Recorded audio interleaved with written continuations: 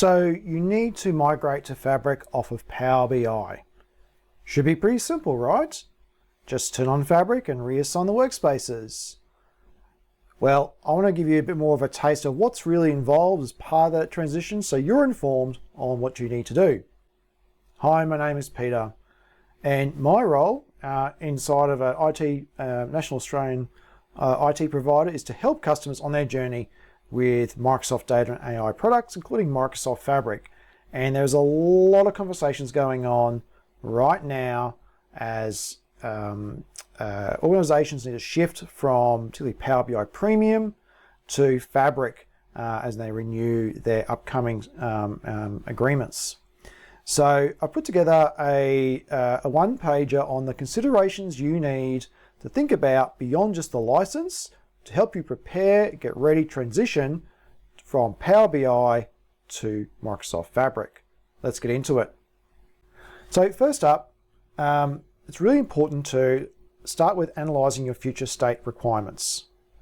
It's very simple to just go, we'll do a like for like in terms of turning on Fabric and then just switching things over. But this is a perfect opportunity to think about, well, what do we really need? What size Fabric capacity? Does this fit with our IT strategy? Does it fit with our business strategy?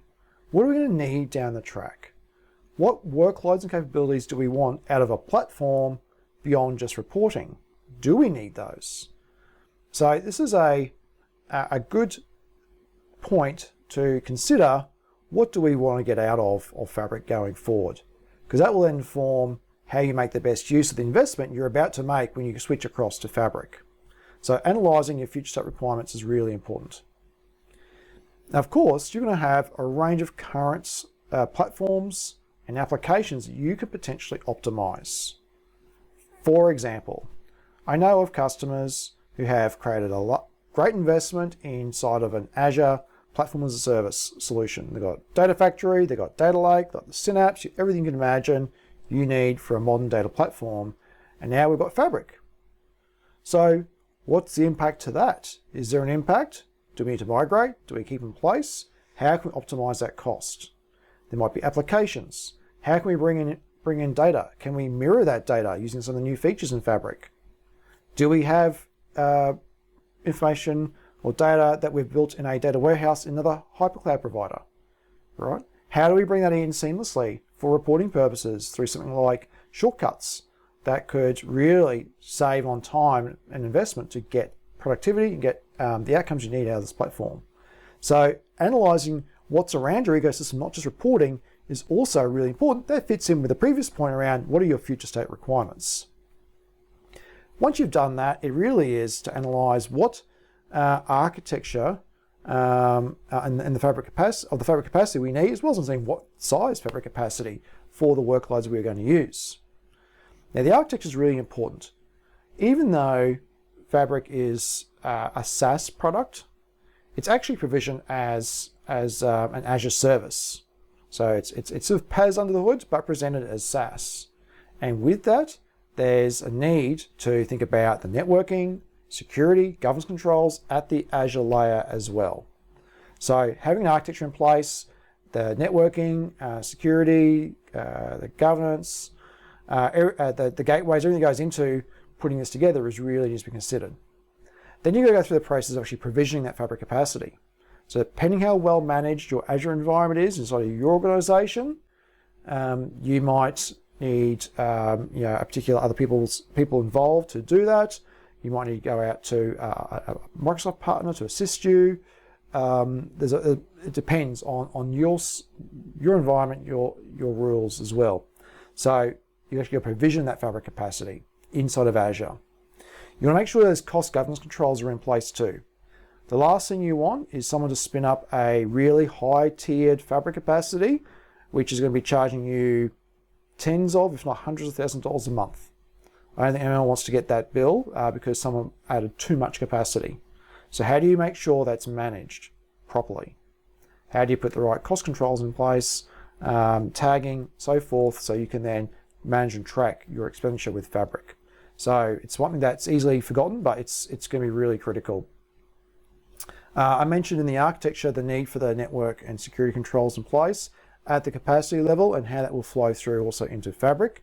And that will come out of that architecture piece. And this is the bit that everyone thinks is the easy part. And it is quite easy once you've got everything else in place. And this is transitioning workspaces to Fabric. Now, I'll make it sound really simple. It is as simple as basically going into your workspace in Power BI and switching it from a premium, for example, to a Fabric capacity to utilize that. Since most conversations at the moment around transitioning Power BI Premium to Fabric. So transitioning individual workspaces is a good thing to do. And then getting everyone on board from a technical perspective to understand what the changes are and the impact that is, because now you've got potentially the infrastructure team now involved, particularly from the Azure side of things, to be aware of and understand this is going to come through and how it needs to be managed. And the business users, because all of a sudden they will potentially have tools they didn't have access to before. So again, some of the governance controls you might need to put in place might be around turning things off so people don't do things. Depends on how your environment needs to be set up. And the last thing I'll say about a transition as well, to help optimize costs. So you can imagine if a premium has an end date, right, in the agreements generally. So you've had that for, say, last 12 months. It's coming up for renewal. You want to do the preparation work before you get to that time. You don't want to run out of time and all of a sudden, we're going to scramble.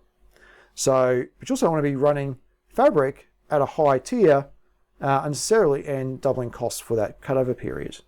So what you can do is you can provision Fabric on a low tier, do your preparation work, do deployment.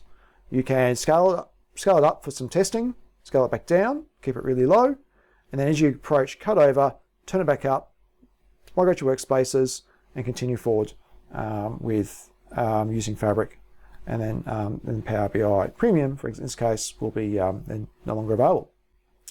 So hopefully some tips for you considering what you need to think about beyond just the license. If this was useful, hit that thumbs up button. Gives me an indicator whether this is useful or not. And be sure to subscribe for any further updates. And I'll see you in the next video.